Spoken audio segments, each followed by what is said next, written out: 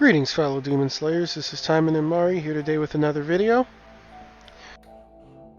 So, you all know the drill. Before getting started, the Discord link will be in the description for anyone interested in joining the server that we made. So, now, there's a couple things I want to address. I already claimed them, but we did get AP potions again. So that's another 2. So if we count the weekly 2 AP potions we get, I believe we've gotten 8 this week. Still not that great, but at least they seem to be giving them out after nerfing them, so that's something. The other thing I want to point out is I got called out yesterday. My status hasn't been changed here for a very long time, so I believe it said Mizuki Shiranui is my waifu. She who shall not be named is not my waifu. I do hate her. So as you can see now, Emily's lap is my happy place. I'm her loyal dog, and yeah, we'll stop there. But yeah, Emily's baby girl, and that's what it's gonna be for the foreseeable future. So now that that's been taken care of, today I want to talk about my opinions on the characters. This is by no means a tier list. I just want to take a look at each girl and kind of talk about where they shine or what they can be useful at. It's not going to be so much a guide vid or a build vid rather. It's more general advice, because I keep getting the question who's the best character, and I'd say, everyone's viable, but to some people they don't find that satisfying. They get angry when I say that, and they act as if I'm I keep a tier list to myself. I actually had one guy say that to me. This is not the case. I do not keep a tier list to myself. I genuinely think everyone is viable. So, I'm going to just go ahead and kind of say how for every character. So as far as Emily, I think she's super cute. Okay, so Emily is obviously great in PvP. No, I don't think that's any sort of question there. If you're looking to have a PvP-centric account, get yourself an Emily, and she'll take care of you as long as you invest into her. It doesn't even seem like it's any one build for her. It's just she's just really good in PvP due to the zero system skill. And then really anything else you use with her is just gonna be good. She was farming hard mode at level 17 with nothing invested in any sort of skill training, just because all you have to do is stay away and let her robot kill stuff. So she's good in PvE and PvP. She's just really good in PvP because she's very consistent with the auto attack. So that's really all there is to say about her. I'm not going to dwell on her. Now as for Asagi, Asagi's really strong in PvE because of her Kojenka. She works really well with red and green builds. I mean, that's pretty much it. She's basic attack heavy, so you generally on Asagi are always going to be running her Taimanin art and her Kojenka to kind of time slow the enemies. When running red, I prefer to use Munika because it reduces their movement speed and it does stack with Kojenka. So if you Kojenka something and then Munika it basically stops. Or if you're running green, you just simply swap out the Munika for Renjenka for the beefy attack. It kind of makes her turret in place, but whatever she's stabbing away at, as you can see in the animation here, is going to get bodied. So as far as PvE, she's really decent. From a PvP standpoint, I do really like Asagi. I have fought some pretty terrifying Asagi builds, they would use her PvP weapon, and then as for supporters, they would use something along the lines of... Let me get in here. Okay, so as we know, the PvP weapon increases damage to Taimanin. And then for the main supporter... God, there's so many here. Where is she? Okay, here she is. They would use something like Haruka for the additional 60% to human types. And they would use Homura here as a sub-supporter. So they're basically just buffing Asagi's damage overall. And then I'd see them using things such as well, I can't find the maxed out one, but they were using things such as Renko At S level 5, she gives 14% critical rate.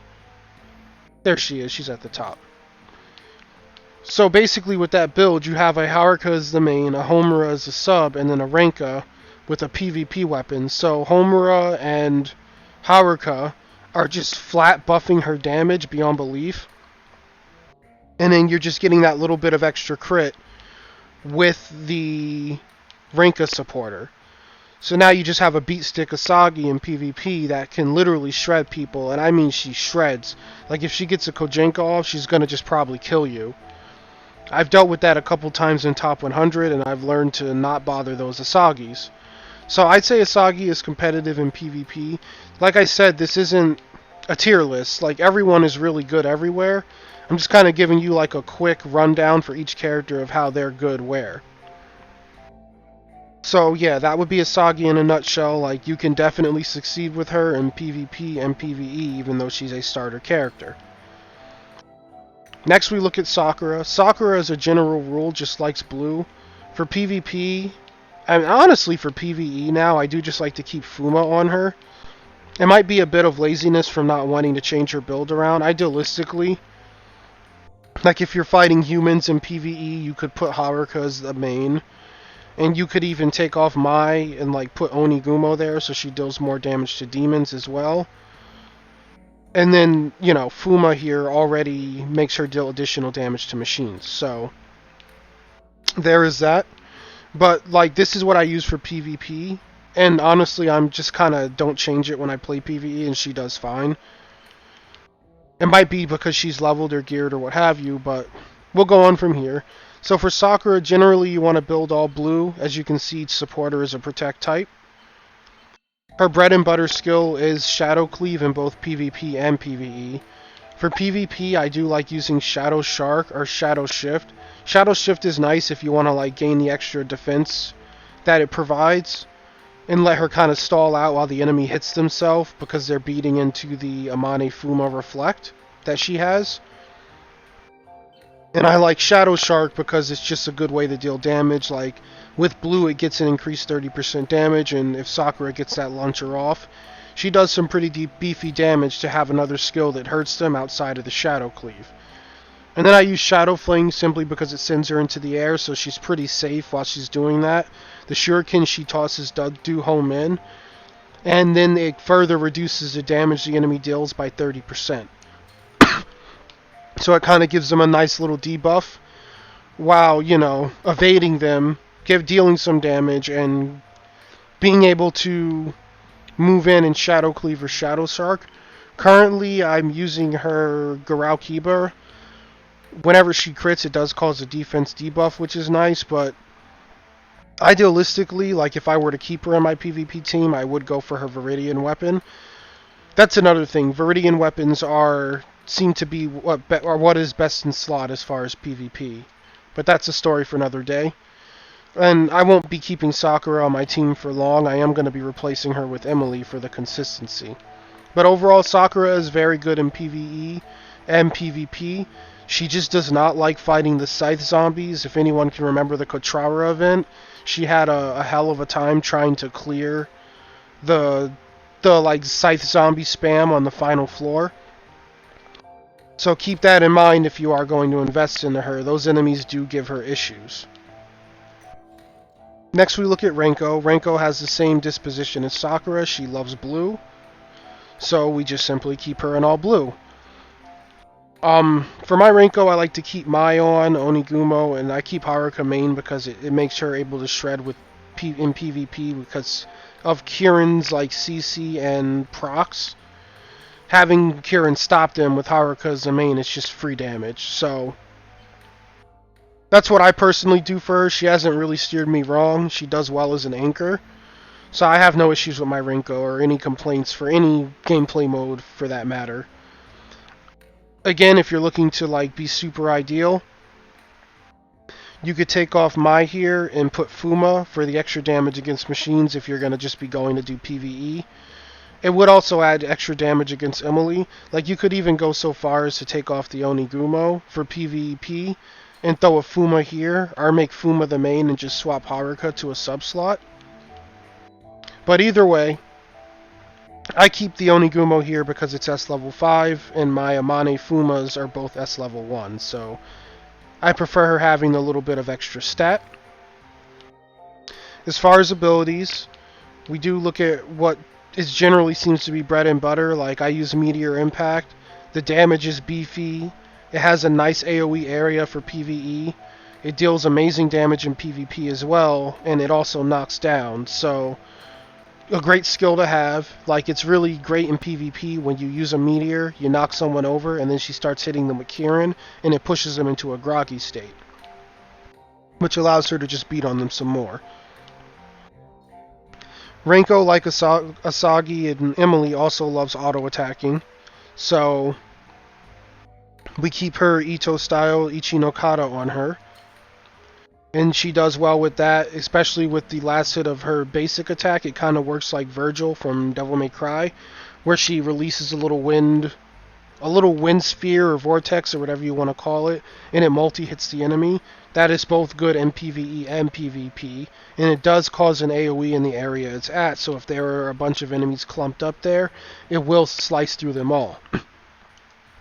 And then I prefer to run Wind Slice because, again, with the 3 set, it does cause groggy, which can be helpful in PvE, but is insanely useful in PvP because if she gets that groggy off, she's going to pretty much beat their face in, and giving her the groggy with the Wind Slice, on top of having it have the potential to proc with Kieran, means there's a good chance that you can actually lock someone down, and she has done it, where they're just CC'd the entire round. One big issue I hear people complain about with Wind Slice is that they miss it in PvP, or I'm sorry, in PvE they miss it. What I generally do with Wind Slice, since you have to dodge and then attack, is if you simply dodge through the enemy, like, because Renko kind of ports, so she can dodge to an enemy's back, and then you tap the attack button, she'll cut right back through them and the Wind Slice will hit. It's a little bit harder to execute that way, but if you don't want to deal with it missing, just simply dodge through them, tap attack, and she will slice right back through them and hit everything in the area that was directly in front of her. For an easier method, it does slow down your DPS a bit, but you can simply walk back about 4 to 5 steps and then just do the dodge and then do the Wind Slice, and that should give her enough spacing to just land the ability head on. But the longer I've played her, I've gotten so used to dodging through enemies and cutting back through them with the attack portion that it's kind of second nature at this point. It is really easy to land it that way. So missing it, if you do stick with the ability, becomes less of an issue. I do think it's good for DPS, and when the Wind Strike resolves, if you look at the video here, that little AoE that she does after landing it is actually how her basic attack resolves as well.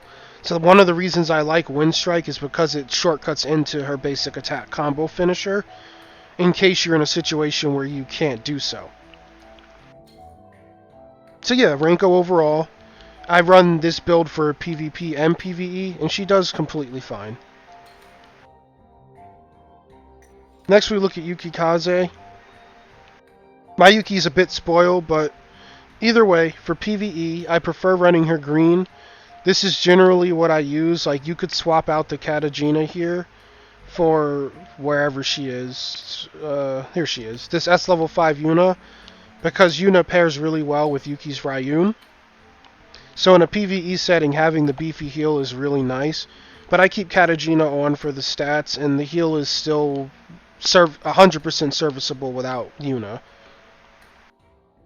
For PvE, instead of running her I-10, I do actually run Raijudan because of the AoE potential it has, with the green supporter as a main. I don't like it for PvP because the enemy can simply dodge through it or just dodge out of it. It doesn't get the same multi-hits it would land in a PvE setting. So for PvP, we swap out Raijudan for her I-10, since it has the ability with the green 3 set to make the enemy groggy. And for PvP, I keep Raigeki Ha, because what generally will happen is Yuki Kaze will start the fight with the Harai 10, then she'll chain it into her Ryun here, while the enemy is groggy in place, since PvP waifus don't have super armor. And then as she comes down, she'll do a couple of auto attacks, And then actually, like, as the Groggy ends, she'll sometimes go into Raigeki Ha, and it'll be kind of like a nice combo. It'll just be Raiten into Ryun, into basic attacks, into a Raigeki Ha juggle, and paired with the Kaworu main that she's using, that usually leads to death, or it's like a 80 to 90% combo depending on where you are in your streak. It doesn't always play out that way, but yeah, the combo potential is pretty insane for green builds in PvP. And green, like I said, I think that's just her best choice for PvE because of the healing from Ryun, the AoE from Raijudan, and in PvE, what I prefer to use is the Rakurai for the AoE stun that she gets off an ultimate dodge. My opinions on Yuki for PvP may change. I am going for her supporter and weapon. So, after doing that gacha, I am going to experiment with Red Yuki in PvP, because I personally don't like Major. The reason being is I feel like when the AI uses Major, it always hits me, but when I use Major, they tend to iframe out of it.